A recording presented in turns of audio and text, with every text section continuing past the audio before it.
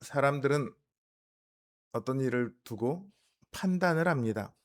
좋다, 나쁘다, 아름답다, 밉다, 멋있다, 더럽다. 뭐 여러 가지 판단을 하죠.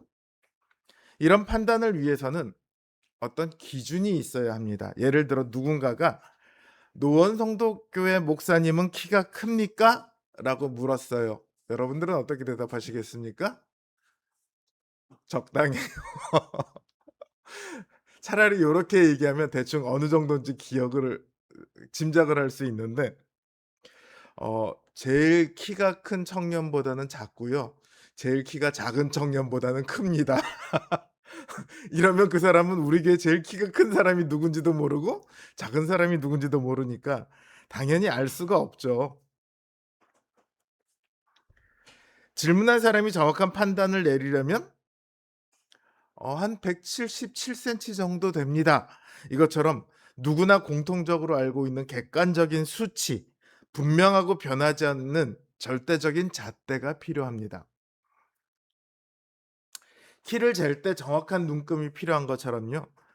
무언가를 바르게 세우기 위해서도 변하지 않는 척도가 필요합니다.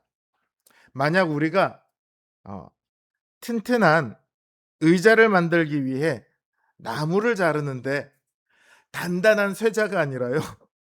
자가 고무줄처럼 쭉쭉 늘어난다고 생각을 해 보십시오. 이걸로 다리 길이가 이쪽 다리 길이는 30 센티, 이쪽 다리 길이는 30 센티 이렇게 재면 서로 이게 같을까요? 같지가 않죠. 4 개를 다리 의자를 만들어 놓으면 의자 다리를 만들어 놓으면 그게 서로 다 길이가 다르니까 그 의자에 앉을 수가 없겠죠. 우리가 어떤 일의 옳고 그름을 판단할 때도 마찬가지입니다. 내 감정이나 주변의 상황이나 혹은 나에게 돌아올 이익에 따라 그때그때 눈금이 변하는 고무줄자를 들이댄다면 어떻게 될까요? 그 모호한 기준으로 내린 판단들은 결국 우리의 삶과 우리 공동체의 기초를 위태롭게 만들 겁니다. 그래서 우리에게는 상황에 따라 늘어나거나 줄어들지 않는 단단하고 변함없는 절대적인 기준이 반드시 필요합니다. 그럼 교회를 판단하는 기준은 뭐가 될까요? 어떤 교회를 판단하는 제일 쉬운 질문은 "그 교회 얼마나 커요?" 이 질문입니다. 설교를 잘해요? 분위기가 좋아요? 은혜가 넘쳐요? 사랑이 많아요?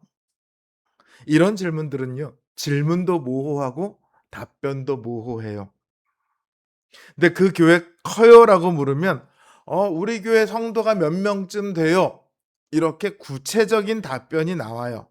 그러니까 판단의 근거를 삼기가 좋습니다. 그리고 의외로 목사님들이 더 이런 기준을 선호하는 것 같아요.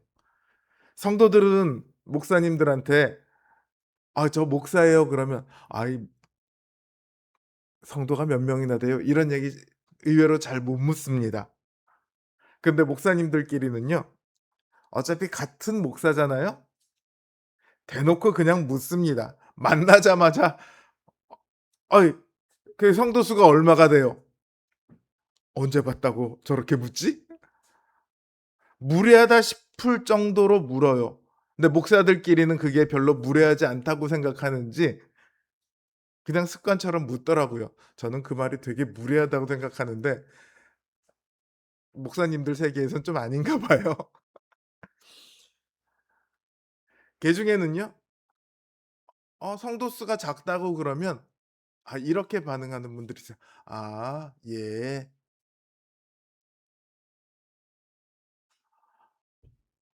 목사님 어디 교회 담임하세요?"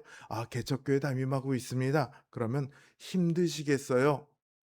거기서 대화는 끝나는 경우가 많아요. 앞에 "아 예." 하는 사람보단 그래도 요게 좀 나아요. 왜냐하면 "아 예."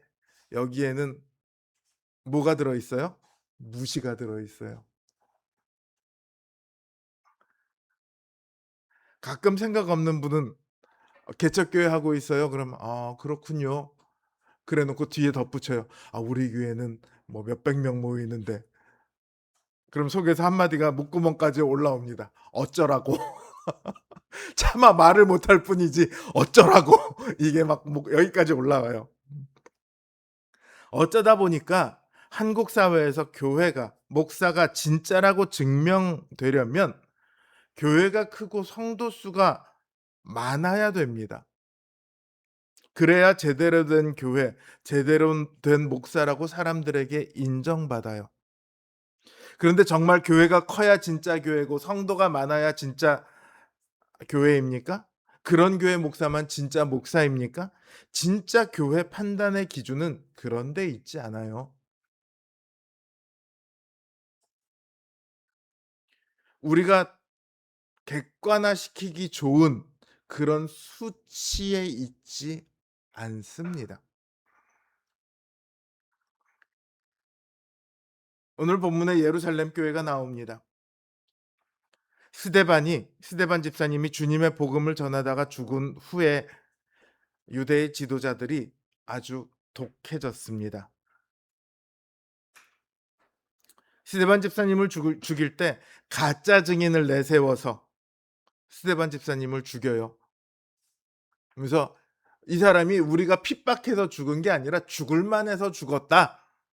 이렇게 충분한 명분도 만들어 놓습니다. 그러니까 스데반 집사님의 죽음을 통해서 교회는 하나님의 일을 하는 하나님께서 일으키신 모임이 아니라 하나님을 가장한 사람의 모임처럼 되어 버렸습니다. 야, 사람들이 하나님을 가장해서 모임을 만들어 그거 죽여야지.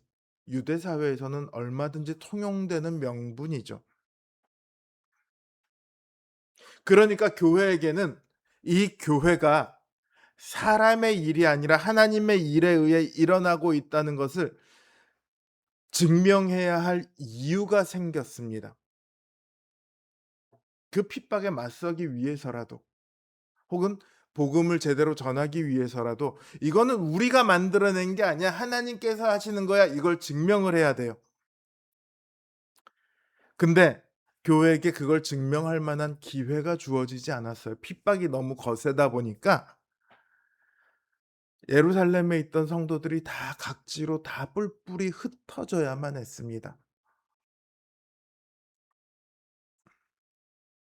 유대 지도자들은 그 성도들이 도망치는 모습을 보며 아마 이렇게 말했을 거예요. "거 봐라. 내버려 두니까 결국 흩어지지 않냐. 이것은 분명 하나님의 일이 아니라 사람의 일이다." 그러니까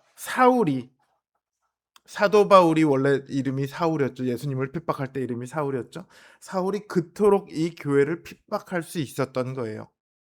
사울은 자신이 잘못하고 있다고 전혀 생각하지 않았습니다. 자신이야말로 하나님의 일을 하고 있다고 생각했어요.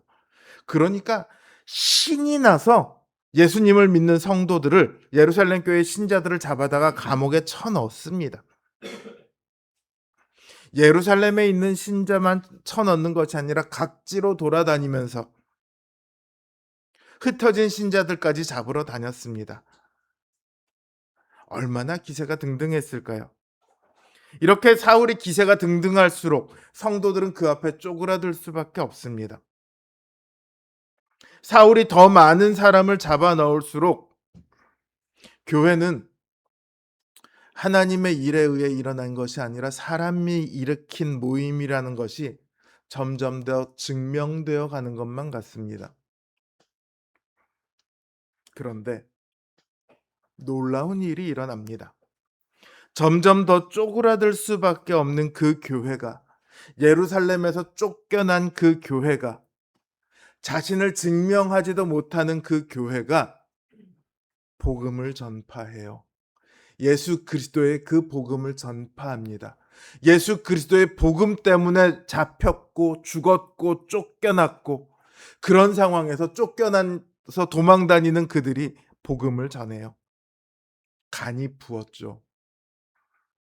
세상 사람들 보면 저거 미친 거예요. 그 복음 때문에 지금 이들이 쫓기고 있습니다. 복음만 아니었으면 안 쫓겼어요. 근데 지금 자기들을 쫓겨다니게 만든 그 복음을 전하고 있습니다.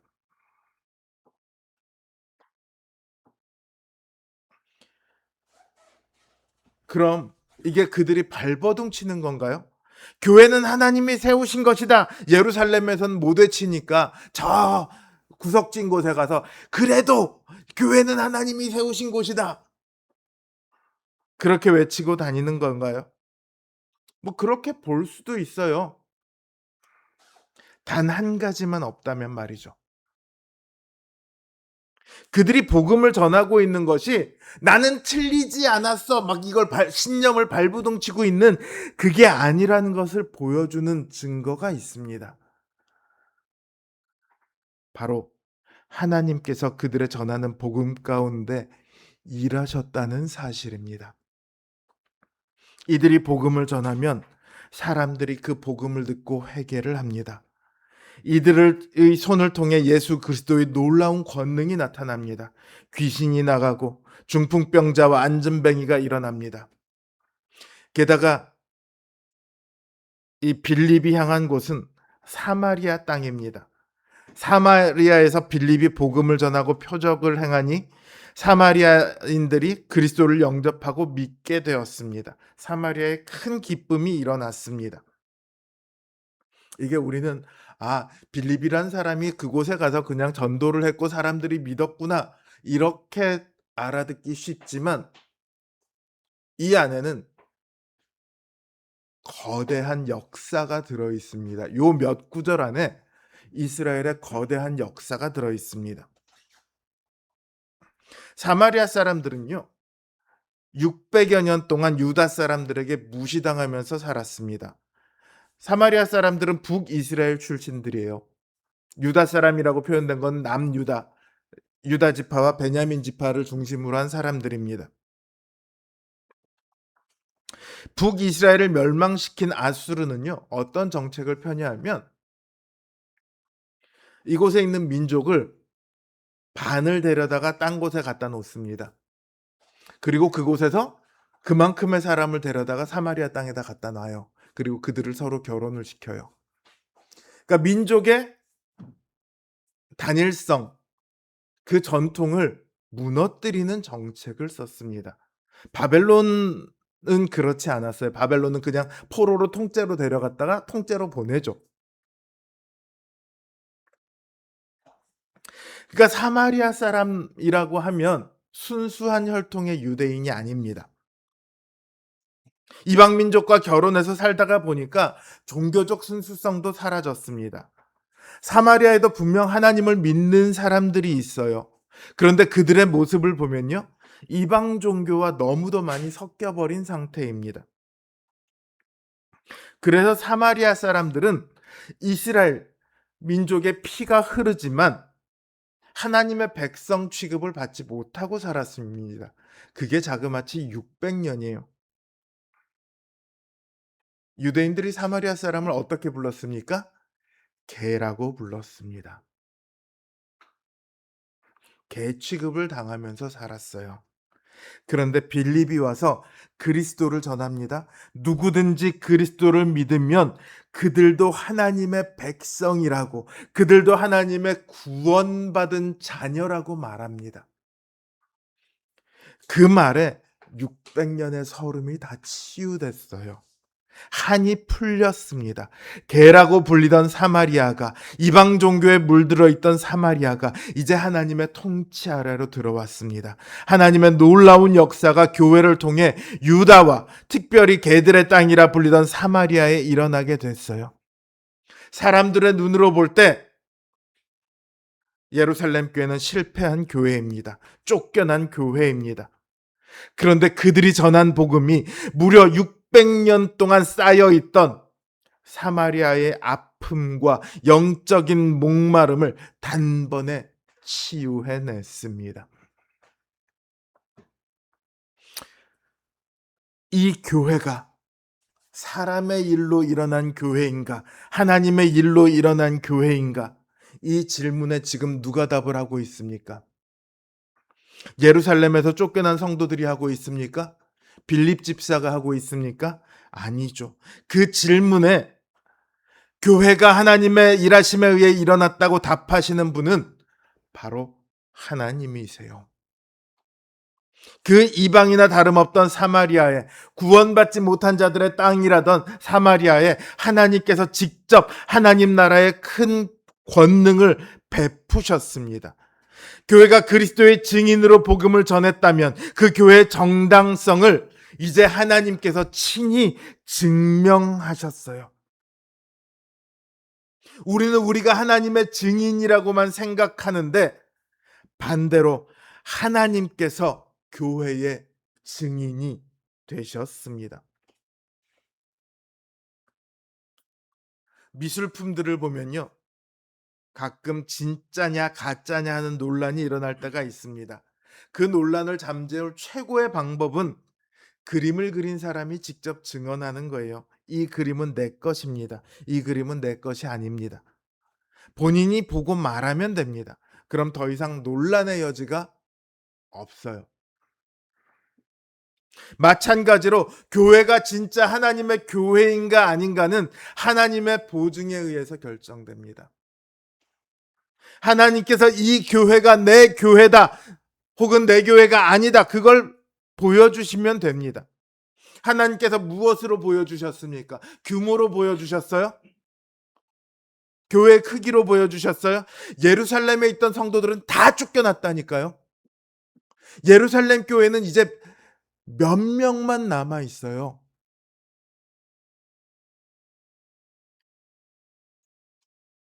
그러니까 규모나 성도 수나 이런 것으로 이 교회가 진짜 하나님의 교회인가 아닌가가 증명되지 않는다고요.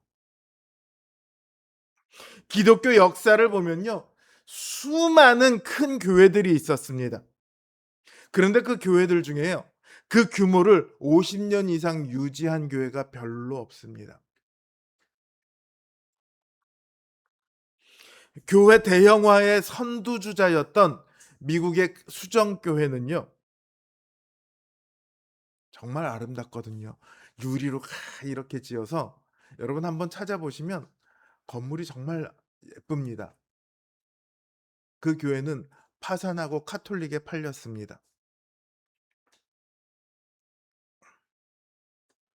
반대로 조그만 교회인데 그 역사가 100년, 200년, 300년이 넘어가는 교회들이 있습니다.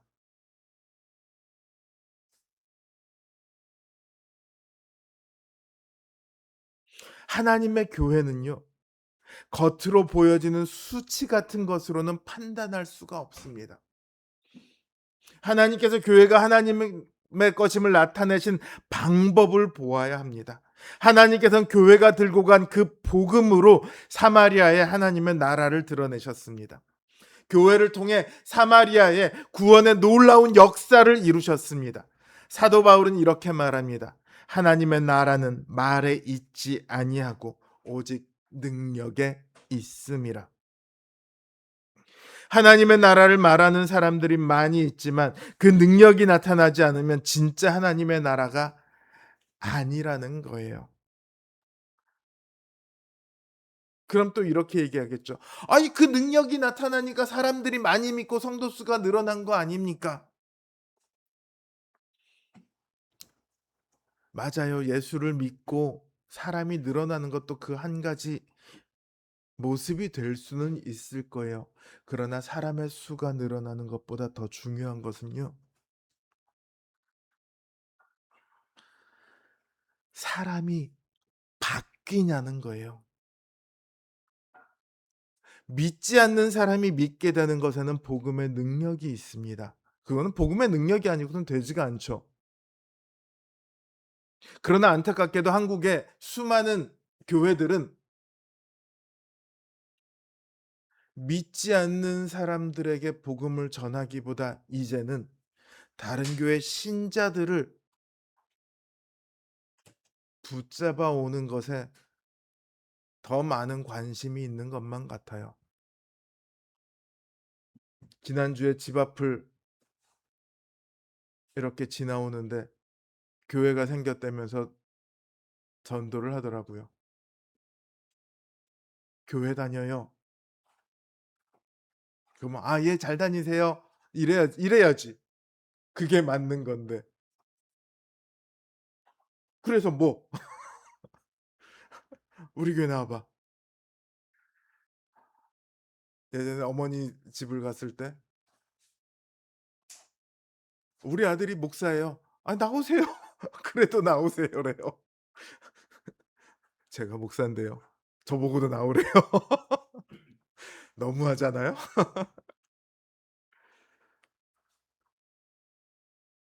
사람을 구원하고 구원에 합당하게 살도록 하는 능력, 이게 없이 어떻게 하나님의 교회라고 말할 수 있겠습니까? 사람을 바꾸는 능력은 오직 복음에만 있습니다. 하나님은 복음을 통해 생명의 능력을 베푸십니다. 그러니까 복음이 선포되고 그 복음을 따라 살려고 노력하고 복음을 전파하는 교회는 하나님이 내 교회다 보증하시는 교회예요. 그러나 교회가 아무리 커도 복음을 강단에서 선포하지 않고 복음대로 살려고 성도들이 노력하지 않고 복음을 증거하지 않는 교회는 하나님의 교회다 말할 수 없습니다. 왜냐하면 하나님께서는 교회 안에 하나님의 교회라는 증거 표식을 두셨는데 그게 바로 복음이에요. 하나님께서 그 아들 예수 그리스도의 피값으로 우리 죄인들을 사셔서 구원의 백성으로 삼으셨다. 이게 복음입니다. 이 복음에서 떠난 교회는요, 하나님의 교회일 수 없습니다. 그래서 칼빈, 루터 같은 초창기 종교개혁가들은요, 참된 교회의 증거로 뭘 들었냐면, 말씀이 바르게 선포되는 것과 성례가 바르게 시행되는 것, 이 두 가지를 꼽았습니다. 오직 예수 그리스도의 십자가만이, 그분의 찢기신 살과 피만이 우리가 하나님의 것이 되었다는 증거라는 거예요. 예수 그리스도의 십자가가 아니고서 우리 죄인들을 거룩하신 하나님 앞에 세울 수 있는 것이 도대체 무엇이 있겠습니까? 교회가 예수 그리스도와 그분의 복음 이외에 다른 것을 바라보고 다른 것을 말하는 순간 교회는 타락하는 수준을 넘어서 하나님의 것임을 부인하게 됩니다. 후에 종교개혁자들은 이렇게 교회를 부인하는 사람들이 나타나니까 권징의 정당한 집행까지 하나님의 교회의 증거로 포함합니다. 이걸 이제 바른교회의 3대 표지라고 그래요. 권징은 단순히 벌을 주는 게 아니에요. 성도들이 잘못된 길로 갈 때 말씀의 징계를 통해 다시 그리스도의 품으로 돌아오도록 사랑으로 붙들어매는 영적인 안전장치입니다. 한국 교회는 권징이 사라졌어요. 그래서 장로님이 이 교회에서 권징을 받고 면직을 당하면 이제 더 이상 장로가 아니라는 거죠. 교회가 여기밖에 없어? 다른 교회 갑니다. 다른 교회 가서 나 저 교회 장로였는데 그러고 장로 행세를 해요. 하나님의 교회가 하나라는 사실을 몰라서 그렇습니다.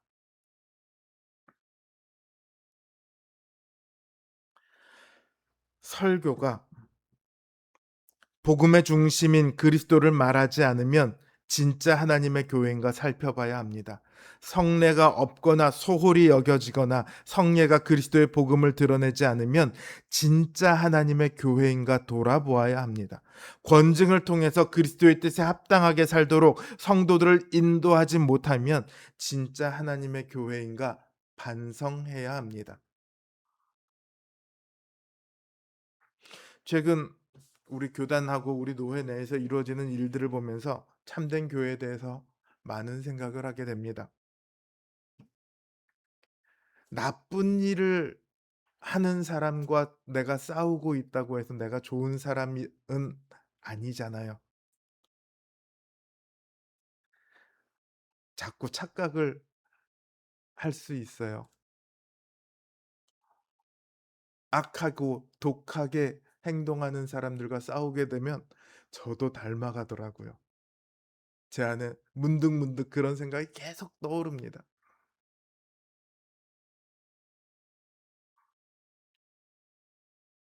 제가 말씀을 준비할 때 저도 모르는 사이에 말씀이 그런 쪽으로 흘러가요.